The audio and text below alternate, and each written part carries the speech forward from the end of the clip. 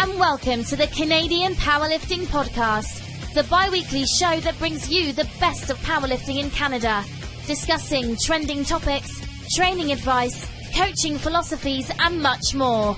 Our three co-hosts include Rhaea Stinn, holder of the heaviest equipped squat and total in Canadian powerlifting union history, boasting a 4th place finish at Worlds and 1st place finish at North Americans. He is also the owner of Unparalleled Performance Training Centre in Moose Jaw, as well as co-owner of Inner Strength Products. Steve Cassioli, IPF World Record holder and bronze medalist at the 2015 IPF Classic World Championships, the 3rd strongest powerlifting in the history of Canada based on Wilks, and owner of Cassioli Strength and Conditioning. And lastly, Avi Silverberg, world team coach and world bench press medalist, owner of Pursuit of Strength, an online powerlifting coaching hub served to enhance athletic performance through programming and educational seminars. Today's episode starts right now.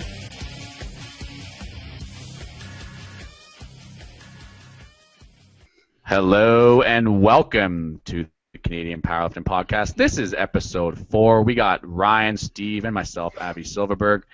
Now, before we get started here, I got a question for Steve. What's up? Steve, I just recently started Snapchatting, and I'm curious to know, Steve, what is with your boring Snapchats, dude? I gotta get more from you, man. I need more content. Come on, man. I Snapchat my food daily, you know. Snapchatting my fresh haircuts at the gym. Yeah, I see very little food and fresh haircuts. I see a lot of just the same angle of you complaining about your workouts.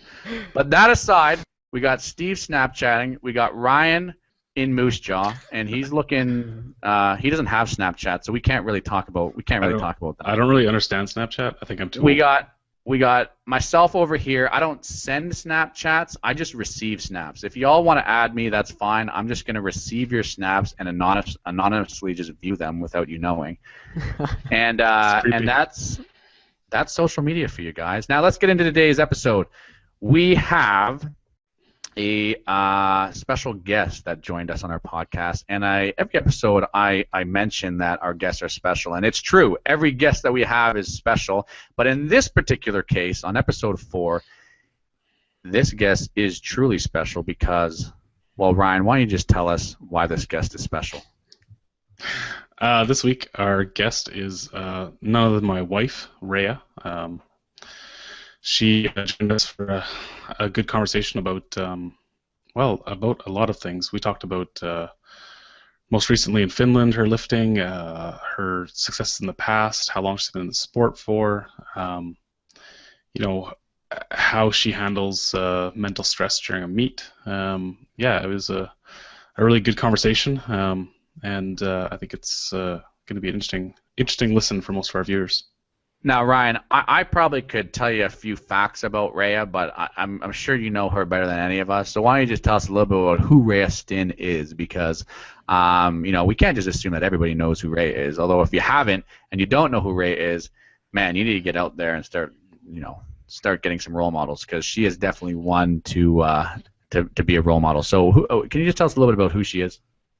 Sure. I think Rhea is my wife, most importantly, and then she's been competing in powerlifting for about 13 years now. She holds the highest equipped Wilks, second highest classic Wilks.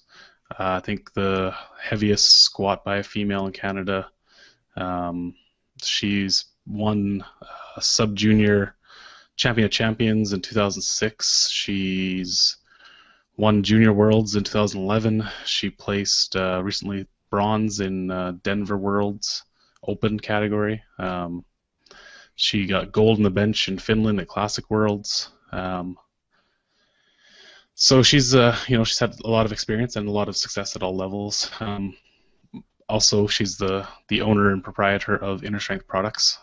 Most people think that I'm somehow important to the whole deal, but I'm really just a pretty face that sells the products, and she's the person doing all the heavy lifting for it. So Now, before we get into our interview today, we want to actually just go back a little bit to our episode 3 where we talked to Tom Keene, and Tom again is a fantastic lifter and a fantastic coach. And our giveaway last week was we were giving away 1 hour of Tom's time, either through phone call, Skype, email. Essentially, you have 1 hour of Tom's time to give you. From a coaching perspective, if you have any training questions or you want to get advice from essentially a legend here in Canada. And we drew for that prize, and Steve is going to announce who won that giveaway. All right, so the winner of the 1 hour Skype conversation with Tom Keene, the legend, is Yaroslav Mormill from Hamilton, Ontario.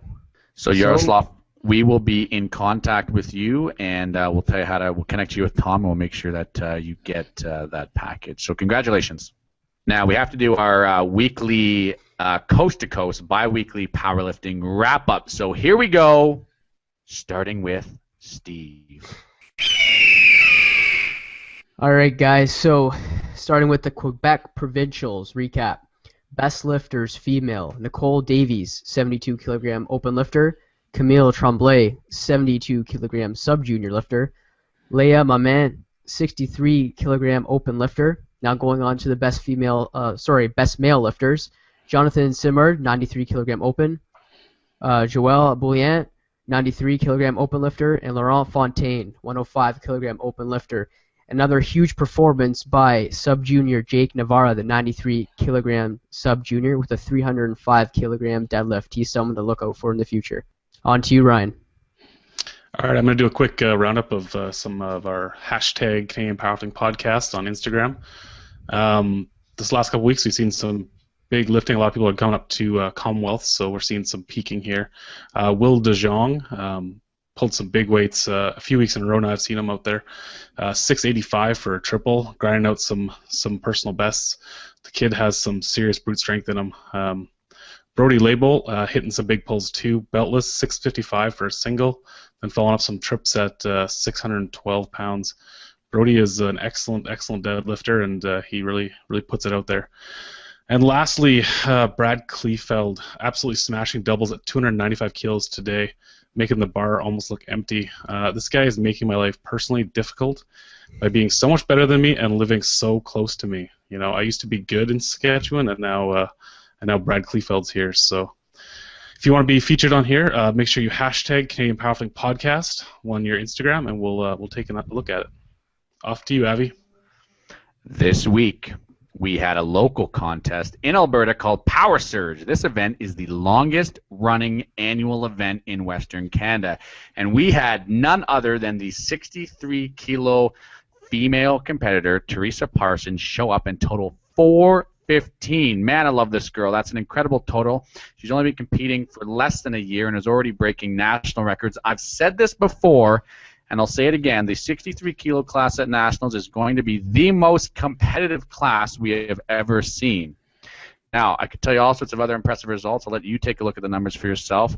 But what I want to talk about here is community. I'm absolutely floored to see so many new faces driving the sport forward, not only in results, but in their commitment to grow the sport, help others, volunteer at meets, cheer for both friends and competitors, and bring all sorts of positive energy on and off the platform. I've been to many world championships, and at Power Surge last weekend, I experienced the same level of excitement and support when an athlete was coming out to lift than any of the big names on an international stage. And it's not just here in Alberta.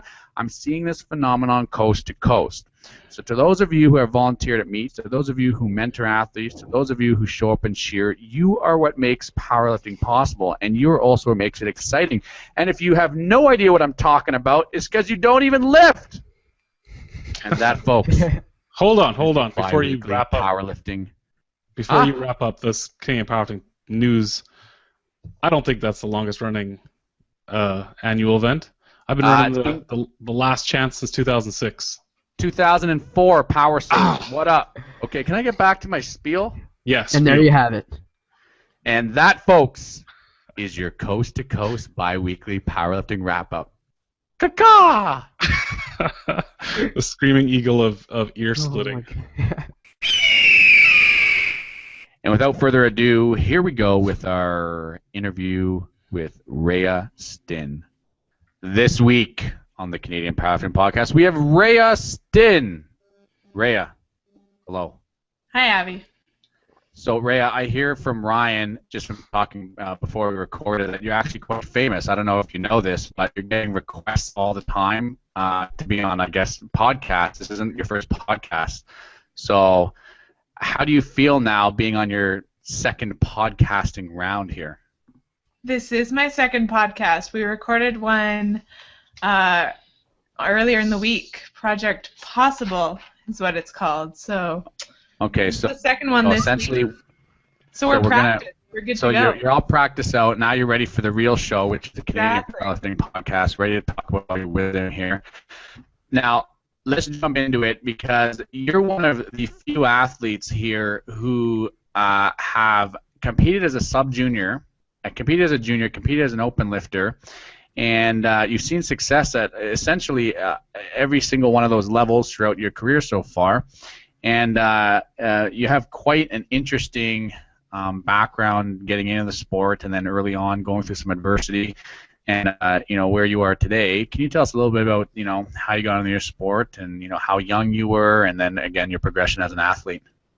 Sure. I guess I started in the sport when I was 14. My brother had been competing, and I was playing all sorts of sports in high school, and thought, hey, powerlifting might be something I was good at. I wanted to get stronger.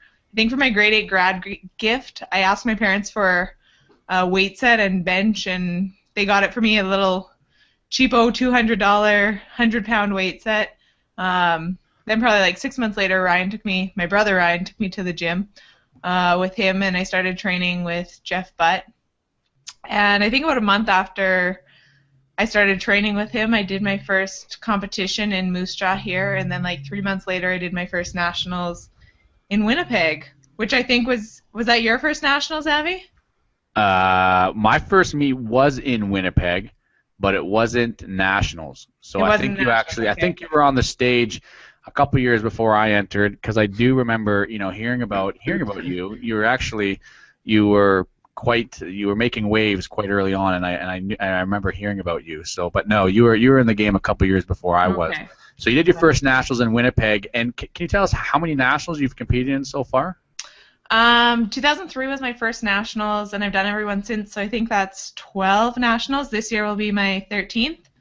Yeah, Rhea, so you've competed a lot over the past couple years. Can you kind of tell us some of your highlights there?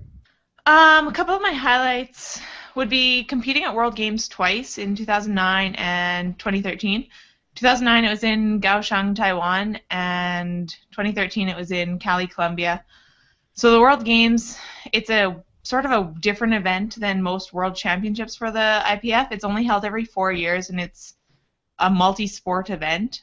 So I think only 40 women and 40 men get selected to compete there. So there's only 80 competing in total who have qualified at the previous Worlds. Yeah, so based on your previous Worlds total, or is it still like top 3 or something like that, top 5?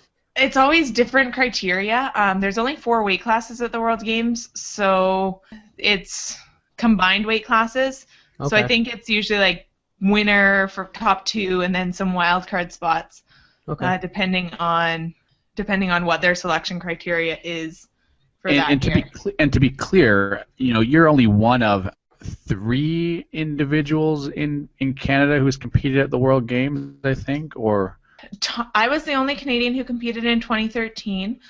Tom Keane and I both competed in 2009, and I'm not sure who competed in 2005. There may have been some Canadians, but that was I was pretty new to powerlifting at that time, so I'm not aware of who it might have been.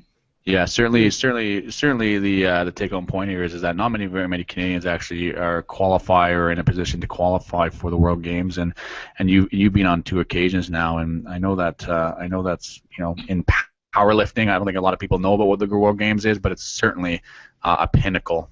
Yeah, it was pretty crazy. Ryan came to coach in 2009 and in 2013, and I remember 2009 specifically. We got to walk into the closing ceremonies of the event. And it was in a big stadium. We're walking up our bus was late getting there, so we weren't getting to walk in with the Canadian team. Who were we with? These guys ran. Yeah, Jeff and I ran ahead to try and get to try and catch the Canadian team. And I was running as hard as I could, but let's be honest, I fell Supers behind don't pretty run quick. well. Yeah. And you sort of, as we got closer, there was this like murmuring roar, and we're like, what is that sound? And as you got closer, it's like all of a sudden you're walking into this stadium of 30,000 screaming people, and it's pretty cool experience, Awesome. sort of as Olympic-like as you're going to get with powerlifting. So, Rhea, there's something, I don't know if you've heard of this before, but there's something called the Stinn Systems for Life. Have you heard of this? It sort of sounds familiar. All right, so supposedly, Ryan, you want to talk a little bit more about Stinn Systems for Life? Because I know that, this is quite a popular hashtag. I don't know if people know this out there, but... Well, it's not super popular. It's not really trending anymore, but, I have it on a T-shirt, so... And, I think that's how hashtags work. It's a system I developed. I don't know if I've talked about it in weeks past, but I developed it in 2013 after Norway Worlds. Rhea was one of my first guinea pigs on it. So what we all want to know here is Rhea's being on the Stinn Systems for Life, okay? And we want to know a little bit more about what this training template looks like, Rhea. What do your workouts look like? What does this training template look like? Well, they are all posted online at stindler.ca. Stindler, STINNDLER.ca. And that's actually Stindler, more like Stindler. And I think Tom actually mentioned this last week on our podcast. He said that he was actually referring to some of your workouts that you've done and looking at how you train. And it's certainly a fantastic resource for anybody who's interested is to take a look at some of the workouts that Rhea has done. I think you have every workout for what, like the last 10 years or 8 years, like logged and recorded on this blog? Yeah, there's a gap in there that I have on paper in a binder behind me. Before I was very computer literate. Not much of a gap because she went back and transcoded most of her paper workouts onto the blog. I did. That's on Stindler.ca. It's totally incredible to hear this because I think a lot of people don't track their workouts, don't have a log, and I'm always an advocate of just being able to look back and seeing what did you do a year ago, 2 years ago, 3 years ago. You have all this data, you have all these, you have all this information that you can draw upon to see what worked, what didn't. And so I guess, we want to know a little bit more about your training template, but we also want to know kind of, where were you 8 years ago, let's say, in your programming, and how did you progress when you first started to where you are now? The biggest one that's coming to mind is just frequency of training. I've never been a 3-day-a-week training person. We've always trained 5, now 6 days a week. Some weeks there's not a day off in there just because of how programming's working. So just that consistency in the gym, getting that extra frequency, extra volume from the additional warm-up sets that you're doing on a daily basis versus training only 3 days a week and you're only doing the warm-up sets, only getting that volume once a week. I know for me too, I do more core work than Ryan does just to keep that portion strong. I've always done quite a bit of core work. And is there specific exercise, or when you talk about core, are you talking about just planks? Mostly planks now. Okay. Like weighted planks? Yeah, planks for a long time. So very curious, how much can you weighted plank for a 30 seconds or something? I don't know. I don't do weighted planks. She planks for 5 minutes at a time. Oh, just a 5-minute straight plank with your body weight. That's insane. Yeah, with some movement in there, some rotating planks and stuff. So Ryan, let me ask you this: how come you don't sit on top of her for the weight? You know what I mean? Why doesn't that happen? We've done that before. Okay. We've done that. I had a 300-pound guy stand on my back, and I think I held a 35 or 40-second plank. Okay, so here's what's gonna happen. We're recruiting all the supers who are listening at nationals this year. We're all gonna stand on Rhea's back, and that'll be that, and we'll have a core off. I don't know how. Is that what we call that? Yeah. Core off. All right, great. Thanks for answering that, Rhea. I really appreciate you, reflecting on your, what's kind of worked over the years. Is there anything that that worked, 5 years ago that right now, if you were to think, oh man, if I'm doing that now, that would totally never work? 16s come to mind. We used to do a lot of 16s, or not a lot, but we used to do 16s on squats somewhat frequently. What's a 16s? So 16 reps in a set. Ah, okay. And with the Stinn system, it's super low reps. Like 3s would be a higher rep day. Most days are 2s and 1s. Occasionally they'll be like 3 sets of 5, and 5s feel like cardio. So what's the greatest 16 that you've got up to? I think would have been 2012 when Steve Price and I trained together really frequently, and I think it was around 110 for 16. That's a lot of reps. Not that I don't think they work, but just that I don't implement in training anymore. I don't know if it's because I'm lazy and I'm out of shape, or it's a Kenny Vaugier thing. If no one's ever heard of the old-time lifter Kenny Vaugier, he was famous for only doing sets of 16 on squat. So. Would you do anything close to that now, like a 12, even a 10, or? No. No way? Not at all. Wow, okay, so you really don't go there anymore. No, like 5s are probably the highest rep we do in squat. So okay. that's actually quite interesting because you know I've talked to a number of lifters who have been involved in the sport for a number of years, and even my training partners now who have been involved with a number of years, they can recount situations where they have just done crazy amount of volume. I'm referring to Mike McDonald, who is a multi-time overall national champion, and many people might have not many of the newer athletes in the sport might not know who that is because he was from the equip side, but he used to do 20s for deadlifts. And I remember, there was a famous YouTube video of him out there deadlifting 500 pounds for 20 reps, him throwing up after rep 15 and then continuing to go on to 20.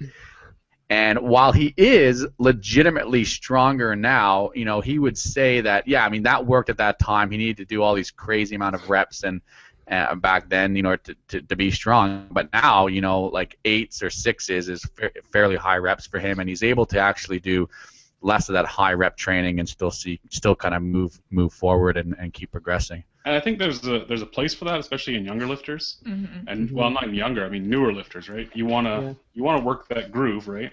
Yeah. And their max strength is about 5% higher than their 10 rep RM, right? So have them do 10s because their max is only 5 kilos more than their 10 RM. So, but I think once you got into a certain level, I don't think working into a really high volume area is super beneficial, especially not as you get closer to meet. I mean, I think it's more effective to really work that technique at a high percentage. Yeah. Now, Rhea, we all know you have tons of competitions under your belt. I'm sure a lot of people want to know this as well. So how would you approach your warm-ups before you head out onto, like, say for your opening attempts in competition? So, like, do you have a template that you follow with, like, prescribed weights and reps? And, like, how heavy would you go before your last warm-up? I keep my warm-ups pretty minimal. I don't have a template per se, but I'd sort of do what I've done in the last few heavy workouts in training. Usually, like, say for squats, I do 74, maybe 5, 100 for probably 2, 120, 125, somewhere in there for a single, put on the belt, and then probably like say my opener's 170, I'd probably do one at 140, one at 160, and then opener. Yeah, so very, very low reps there, right? Yeah, keeping reps. That is a lot different, actually, Rhea. That's a lot different from what I've heard other people do. Yeah, other lifters who are also advanced and 10s? as you are. Yeah, well, not 8s 16s? and 10s. Not 16s in the meet, but I mean, it seems like you get to singles fairly fast, and I think that I while I do advocate for lower volumes in the warm up, that seems like that's on the very low end of the volume. I guess you're really just trying to practice. You're trying to save your energy. Is that kind of the reason behind that? Is getting to singles as fast as you can? Yeah, exactly. I'll be warm enough from my warm-up, and from if I need to do 70 a couple of times, I'll do that. But it's just getting the movement, getting the feel of the weight on your back progressively as you move up, and then you're ready to go. Okay, so that's for squat, but what about for bench and deadlift? Is it the same strategy, or is there a difference there? Bench would probably be pretty similar. I'll do the bar quick, maybe 50 for 3 reps, probably 70 for a double, and then 85 for a single, 95, 100 for a single, depending on what the opener's at. Mm-hmm. Opener, 105, 110, somewhere in there. Have you ever had to like change an opening attempt based on how your warm-ups were feeling? Oh my goodness, all the time. Oh, really? Well, What? I wouldn't say all the time. Well, very, a lot of times. Especially, I was going to say especially equipped, but I've done it classic too. Just based on how speed of warm-ups are going, I'd rather drop my opener 5 or 10 kilos and make sure I get it than go and grind out an opener and then want to jump 2.5 kilos to my second attempt. Mm-hmm. Is that something you kind of? Is that sorry, Steve? Is that something that you kind of learned over time to really, to really be flexible in changing your openers? I think a lot of people have this really fixed, mindset when it comes to their openers, and they've had this opener in their head for 3, 4, 5 weeks prior, and then they get to meet, and when their coach suggests moving down their opener, they kind of mentally break down a bit, and they don't, then they're too attached to that opener. And is that something that you just learn over time, or is that something that you still struggle with? You struggle with moving your opener down, or are you just like, whatever, it's okay? I'm pretty good with it. I want to make sure that I get my opener, that I'm super confident with it, and I know it's going to move well. So I would probably err on the side of wanting to lower it more than leaving it where it is. I guess I never had to go through a learning curve because the first, tons of meets that I did, Jeff had full control of my numbers, and he would change my opener if he needed to without even sort of asking me.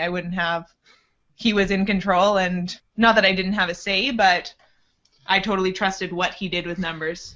Yeah, how we were saying like about lowering attempts, like have you ever felt like really, really good on a day and you just bumped that attempt up at all?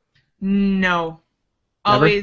I've always probably kept my opener what was planned, or lower, never higher, just because, again, you want to make sure you get that lift in and then sort of go from there. Maybe take bigger jumps to your second one, but keep that opener. Interesting. Yeah, because I don't know, for me, if I felt like really good, maybe I might bump that opener up like a tad. I don't know, just if you're feeling it that day, right? At Worlds this year, it seems like every guest that we have so far, we've only had 3 guests. You're our 3rd guest, but it seems like every guest we've had competed at Worlds this year in Finland. That I was able to go and coach at, and Ryan and I were both kind of coaching you that day, and you actually did miss your opener on that day, and I know that there are some athletes that have been in the same shoes as you, maybe at a Worlds or maybe just a local. But what was the kind of thought process, that kind of occurred after you kind of missed that opener? Because that was a weight that we thought that you were good for. Ryan certainly thought that was a weight that you were good for. He trains with you, day in and day out. And so what kind of happened there? And I think it was on depth too. I think you got called on depth, which is like crazy because that never happens for you. So you miss an opener and you miss it on something that never happens to you. So what kind of went through your head there? What was the thought process there? Yeah, there was definitely some initial panic right away when I missed it because, like you said, I don't typically squat high. So, and I don't think I've ever missed a squat opener before. I've missed a deadlift opener a few times, but never a squat. So, I guess. So here we are in 2015. You started in 2003.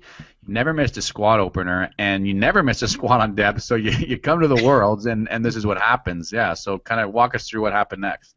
Yeah, so then it was, in my mind, there was no question, like, if you miss your opener, you leave it at the same weight to repeat it on your second so that there's no additional weight that you got to deal with to make your second.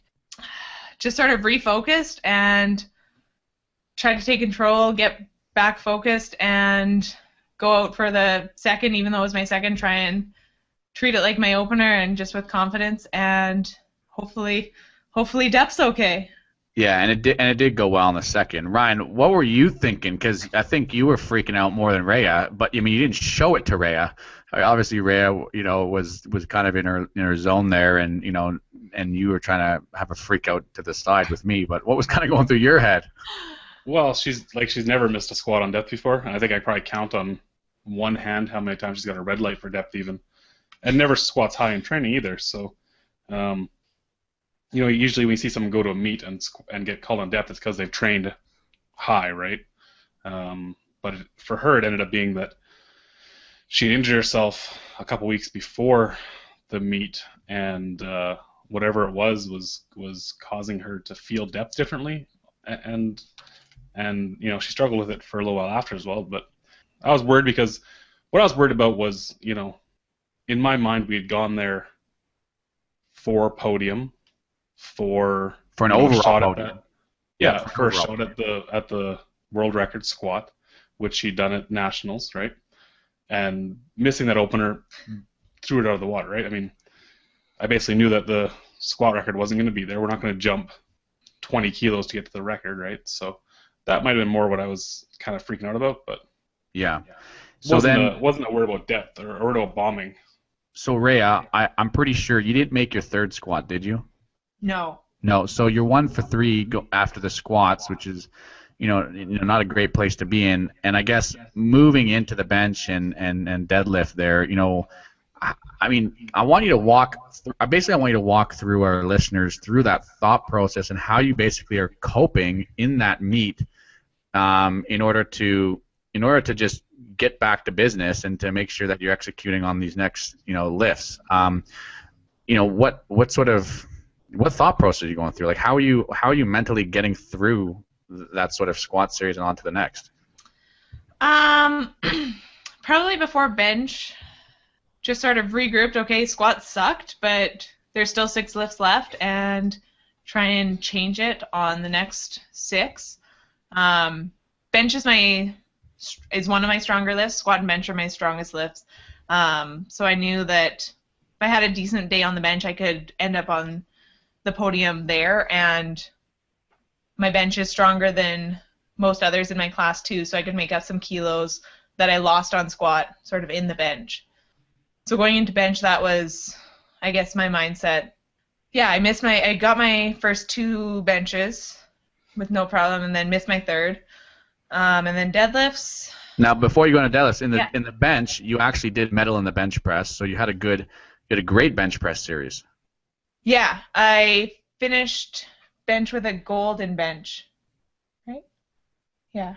Man, you know what's insane, Rhea? That you don't even know what medal you got at Worlds. It's like you won so many medals. We just got that on record. Rhea Stinn, not even knowing what kind of medals she got at Worlds. Everybody, this is insane right now. Overall medals, I could tell you. Individual lift, it's much harder to remember. Okay, and then the deadlifts, okay, so did you have some confidence now going into deadlifts after you kind of got that bench gold? Yeah, I would say so. I think now, I'm disappointed. I was disappointed in how I did on deadlifts, and I don't know. I can't remember really my mindset going into deadlifts. Do you remember?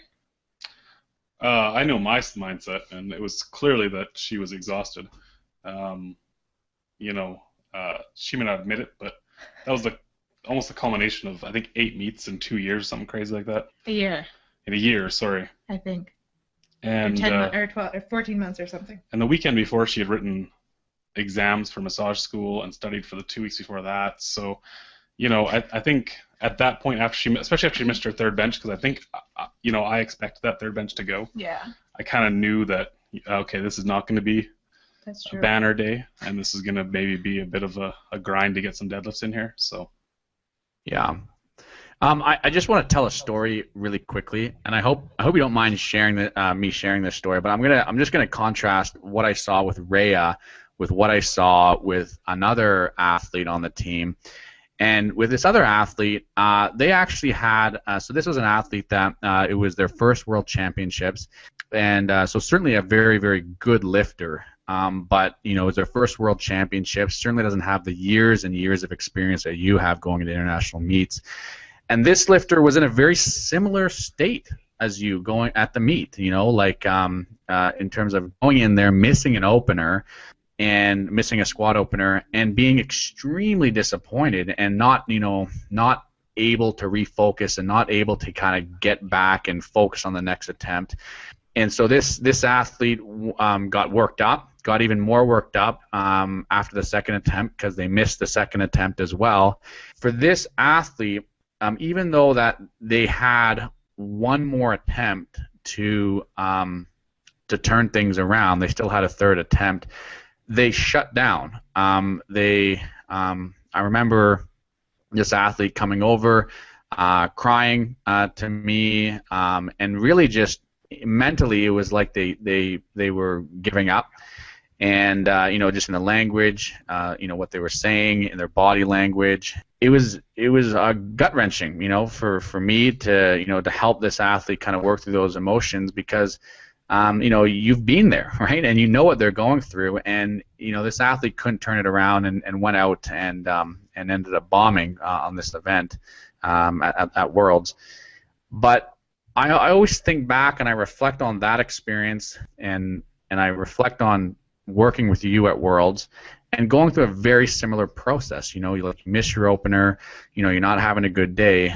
But if I was looking at you, I would see no difference between you having a good day and you having a bad day. Like the way that you carried yourself, the language that you were using just to talk to me or Ryan, just the way that you were then going back to the warm-up room and focusing on your next set and your next series.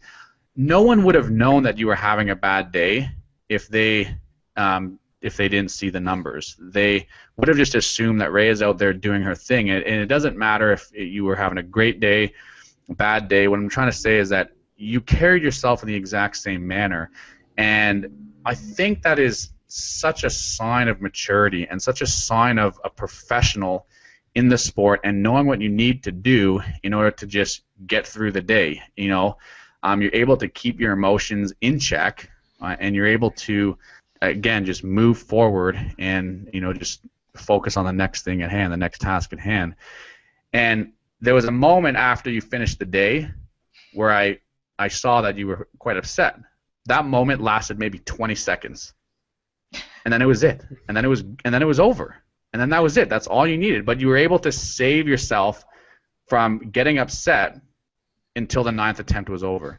I think it's very easy to let your emotions get the best of you in the moment within the 9 attempts, but I was so impressed with how you were able to just mentally keep it together, keep your emotions in check until the 9th attempt was done, and then be upset for literally 20 seconds, and then that was it. And then it's just like life moved on, and you understand that, hey, this isn't going to be your last Worlds. This isn't going to be the last chance you get to, to put a squat record on the bar or whatever.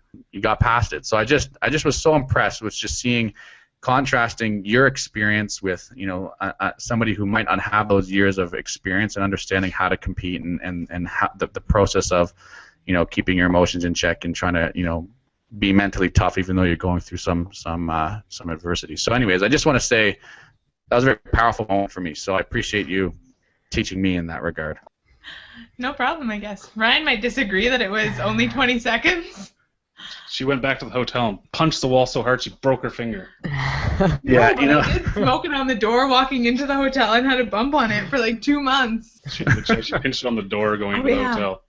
But like I said, nobody would have known, right? Like you're a big professional when it comes to just being in public and not having a burst out, right? So, anyways. Going off of Avi's story there, what's some advice that you'd give to these athletes coming to their first international competition? I think Kelly mentioned this when he was on. I've been to my first Worlds was in 2005, and I've competed internationally in some form or fashion every year since then. So I guess that's I don't even know how many international meets I've done, but it's a lot. The biggest thing that I tell people who are going to their first international meet is be prepared for anything. Don't be expecting it to be the best meet, the best run meet that you've ever been to. Don't be expecting it to be the nicest hotel you've ever been to. I remember my first Worlds was in Fort Wayne, Indiana, so it wasn't... The hotel was fine, the venue was fine, it was a well-run meet. My first sort of eye-opener meet was Bulgaria in 2006. I remember walking into the hotel room. Jeff and I had traveled over together, and I was rooming with Raylene Marion. And I remember walking into the hotel room. Rayleigh and I don't think got there till later that day or the next day. There were these 2 tiny beds and like nothing else in the room, no clock, this tiny little shower that there was the shower and the bath or the toilet were in the same room, and I'd never been here before. I'd never seen that before. And I remember having a bit of a panic attack, freak out, like, how am I going to survive here? But I got through it. And sort of since then, I've seen some worse world venues. I've seen some bad hotels. We've been in a number of bad hotels. And just being prepared for that and knowing that, hey, I might not get the best sleep. It might not be an ideal situation, but you need to get used to it. Everybody else is dealing with it, so you need to too. Yeah, out of some of the like variables that you can control, what do you think are some of the most important? What would be the most important that you can control? Yeah. I think food is a big one, and I've sort of learned that over the years. Being able to find a grocery store wherever you are and get some relatively normal foods. I think wherever we are, we try and find a grocery store. It might not look like the same as what you see at home, but you can get some foods that you're not eating out constantly. The other thing that's within your control is what your weight is going into the event. Yeah, I think it's a big one for sure. I think through my years of lifting, I've gotten smarter about that and live much closer to my weight class than I used to. I did some nasty cuts through the years. 2009, I guess. 2009 at World Games was probably my biggest cut, worst cut. I cut 5 kilos in the last 24 hours. Oh my. Because I was way too heavy coming in. So just making sure that you're doing the right things in the months and weeks leading up to it to get that body weight under control. So it's ideally no cut in my mind, or minimal cut. I agree with those two as well. Did you end up making weight for that meet? I did. Yep. Because you had no choice but to make weight there. If you didn't make weight, you didn't lift. Now, that's how Worlds is now, but Worlds then, you used to be able to jockey around your weight classes at the technical meeting the night before the meet started, and actually throughout the week you could change your weight class. So that was sort of it was an interesting part of it because you'd have people moving and then moving back to the class they were nominated in, trying to get away from people. But World Games was you don't make weight, you don't lift. So going on weight cuts, and I know like I feel kind of weird asking questions because I know what she thinks already before I ask the question. Do you think is that because are you guys married? I know that you guys are in the same room. There's no ring on this finger. Doing this podcast, but I didn't know you guys were married. Okay, cool. Her ring's here, so I found it. My ring. So I assume that you must know some things about Rhea, so that's good. I'm gonna ask a question. And do you think it's important for a newer lifter to be cutting weight to make a lower weight class when they first start? Should they do it? No. Heck no, they shouldn't do it.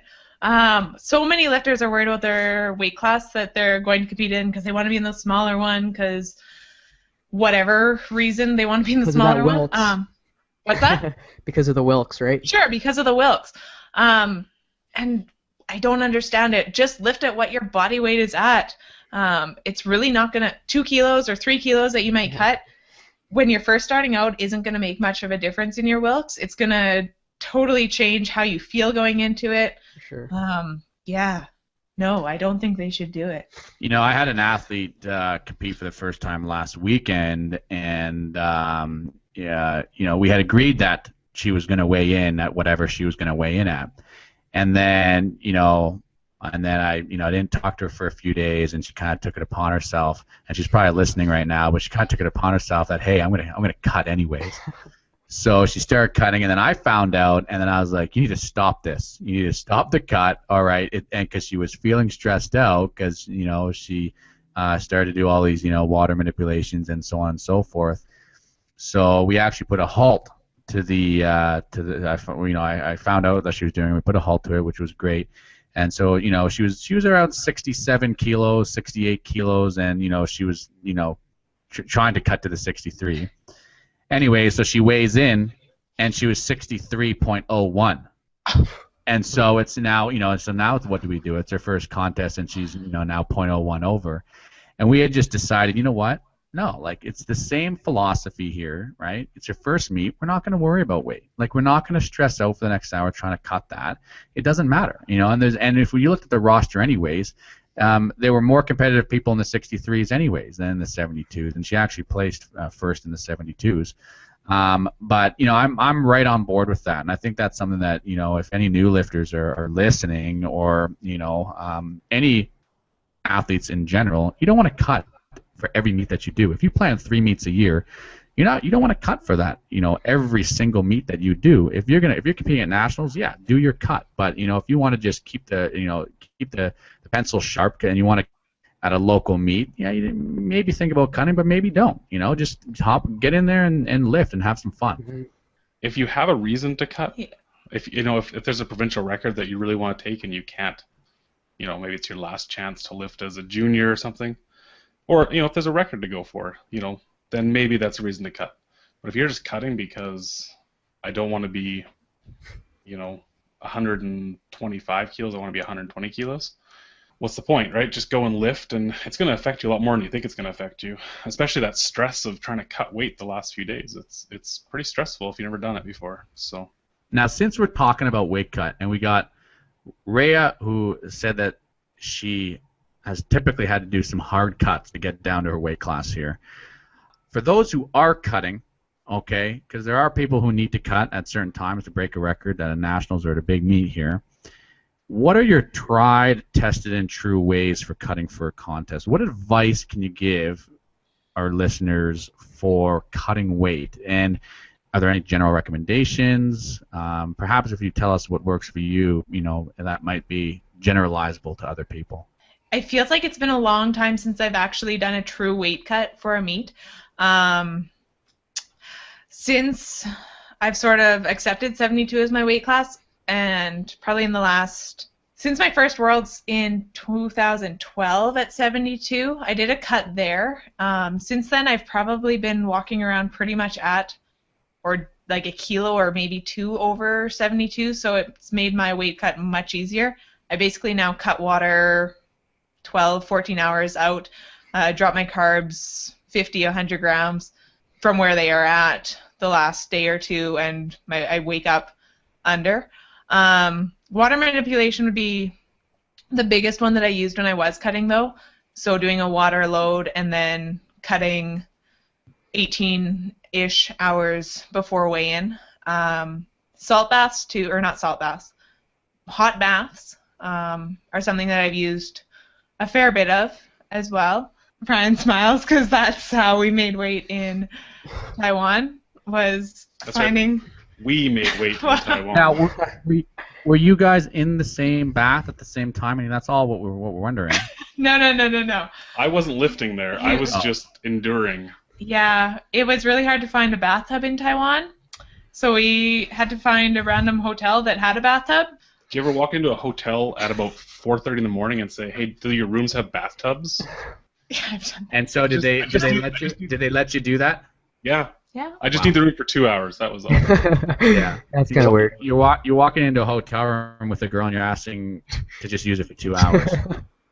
So you talked about you know, if you only need to cut a kilo, you know, you just basically cut the water out, you know, 12 to 14 hours before.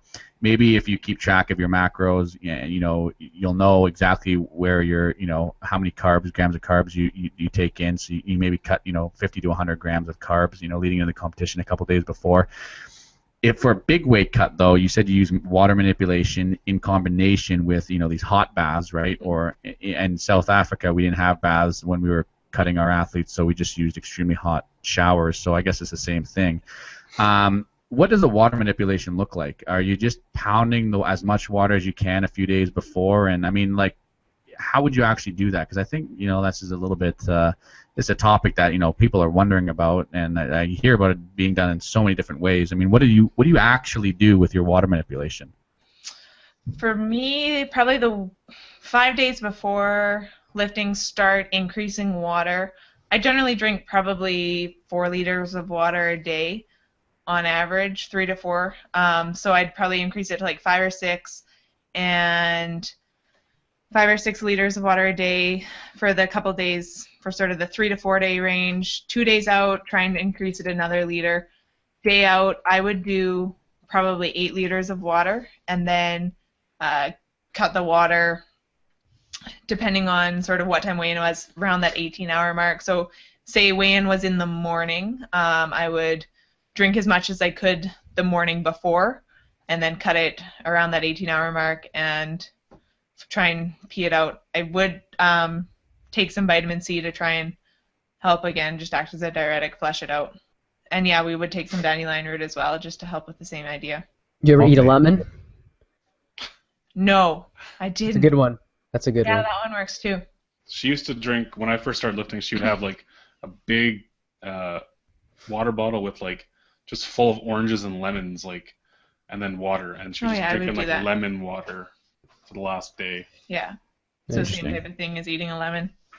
Yeah, that's a great technique that I think that I think a lot of people will be able to take away. I want to before we wrap up here, I do just want to ask one more question, and I want to just get your perspective, Rhea, because I've certainly thought this. I've never asked you this before, but I've thought this, and I've just kind of said to myself, oh, that's interesting, and I wonder what Rhea would think. So so for the longest time, I mean, I consider you a trendsetter in the sport on the women's side. You know, you actually hold the highest Wilks of all time on both men and women on the equipped side. So you're not just not anymore, but she did at one time, right? I think at one time she did. Okay, and so then Adam Ramsey came and took the. Yeah, so what I'm trying to say is that, you know, you at one time you were like the strongest athlete on both male and female in the history of Canada. I always kind of think of you as a trendsetter. You're really paving the way for women in terms of, you know, your success on the platform. Certainly there were women who preceded you. I can, you know, think of a number of athletes, Rhonda Heaslip and a number of others who competed at the first IPF World Championships on Team Canada. But in modern time, right, I consider you to be a trendsetter. But now, in the last couple of years, we're starting to see that you actually have some competition, where you might not have had competition previously, and not only in terms of Wilks. So you have ladies out there who are competing and jostling kind of ahead of you, or you know, you're kind of moving ahead and they're kind of moving ahead in the all-time Wilks standings. But also in your weight class, we see that this past summer that your deadlift record of 430 pounds or something like that was broken by a lifter in Newfoundland. So you kind of, you know, you've kind of paved the way for all these athletes, kind of for all these female athletes, and you're starting to see a lot of competition now. I mean, what's your perspective on that? How do you feel about now, you know, having to really in Canada, you know, where you might have had to go internationally to get competition, but now kind of in our own kind of country now, we're seeing that you're having to compete and really compete with these other ladies? I think it's definitely a good thing. The more competition that you have, the better the sport's going to be. That's one thing that I love about Classic, is that it's really it's brought so many more people to the sport, and it's pushed not only the Classic numbers, but I think it's also pushed the equipped numbers as well, because all of a sudden, okay, there's Classic people hitting a 500 Wilks. Well, if you're using equipment, it needs to be getting pushed higher as well then. So yeah, I like the competition. I think it's a good thing. Like you said, there's a bunch of us, sort of any given meet that anybody's competing in, somebody could move into that first place, especially on the Raw rankings list. So yeah, I think it's a good thing. It helps the sport grow. It helps it to be better. It helps Canada to become a better country on the world level as well. So Rhea, I don't know if you know this, if you're a fan of the Canadian Powerlifting podcast, but we have something that's called the speed round. Are you ready for it? I'm ready. Five questions. Give me the fastest response possible here in a few words or a sentence. Number 1, who is your favorite powerlifter? Priscilla Ribic. She's a fantastic lifter from the States, multi-world champion. Question 2. Exactly. Tell us something about Ryan that none of us know. I'm an open book. Nope, I'm not accepting that as an answer. Ryan, you be quiet. I'm asking Rhea. Tell us something about Ryan that none of us know. Oh, this one's hard. He really likes board games. That is fascinating, Did you know that? Ryan. Here's what I want. I want you to bring a board game to Commonwealths, Ryan, and we'll play a board game. Let's do it. Question 3. I don't think there's going to be time. There'll be time. We'll make time. Question 3. Who is a powerlifter to watch out for in the future? I'm going to go with Sarah Cowan. Very good answer. I was talking to her at the Ontario Junior Provincials. I'm digging what she's about, and her strength is on the up. Question 4. What was the best meet you've ever competed at? 2011 Junior Worlds in Moose Jaw. What? I'm fine with that answer, by the way. I wasn't sure you were. Question number 5. What is your favorite post-meet food? Ice cream. And we obviously always have a bonus question here, so here we go. Who has the best triceps? Avi, Joanna Reiber from Ontario, or Sean O'Halloran, the #1 equipped bencher of all time? I'm going to have to go with Sean. Oh. It maybe not today, but when he was competing, and I think he's lost some weight since he competed, but he had you beat, Avi. Yeah, no, I know. Him at his best and me at my best, he clearly wins. There's no comparison. Rhea, we want to thank you for coming on the Canadian Powerlifting Podcast. I know that you have a giveaway for our listeners, and perhaps you could tell us a little bit about what you're going to give away to our listeners for tuning in. What we're going to give away is from Inner Strength Products. It's going to be an SBD apparel prize pack with some Inner Strength Products apparel thrown in as well. That's worth about $200. Wow, fantastic. So in order for you to get that prize pack, all you need to do is go to our website, www.canadianpowerliftingpodcast.com, go to our contest giveaway section, enter in your information, and we'll do the draw. We'll do the draw before our next episode. Rhea, thanks for coming on. If people want to get a hold of you, where can they find you? Well, they should come to Moose Jaw to train, first of all. I always have to tell people that. And Facebook, Rhea Stinn, Instagram, at Rhea Stinn, or at Inner Strength Products. And, yeah, email rhea.stinn@gmail.com. There you go, Rhea Stinn. Thanks very much, and we'll see you around. Thanks, Rhea. Thank you, guys. Thanks. There you have it, folks. That was our interview with Rhea Stinn, and we just want to review how you actually claim that prize on the website. Ryan, can you just quickly detail what our listeners need to do? It's a $200 prize pack, so quite a significant giveaway this week. Yeah, go to our website as usual, CanadianPowerliftingPodcast.com. Click on the contest page and fill out the form there and get entered for this contest. It's going to be a good prize. Maybe I'll make her toss a little extra in there. We'll see. And just so everybody knows, both Ryan and Steve and myself will be at the Commonwealth Powerlifting Championships coming up here in a couple of weeks. Our next recording is going to be at the championships. We're going to do a live recording there. So if you happen to be in the area, come on down, and we'll make sure that we get it out on social media and tell everybody when we're going to do our recording. So make sure you follow us on Instagram and on Facebook. We'll see everybody at Commonwealth. You've been listening to the Canadian Powerlifting Podcast, the podcast that brings you the best of powerlifting in Canada, hosted by Stephen Cassioli, Ryan Stinn, and myself, Avi Silverberg. Please follow us on Instagram and check out our website for some great free powerlifting content at www.canadianpowerliftingpodcast.com. If you like what you heard today, please rate our podcast on iTunes, and don't forget to listen to every other Thursday for a brand new episode.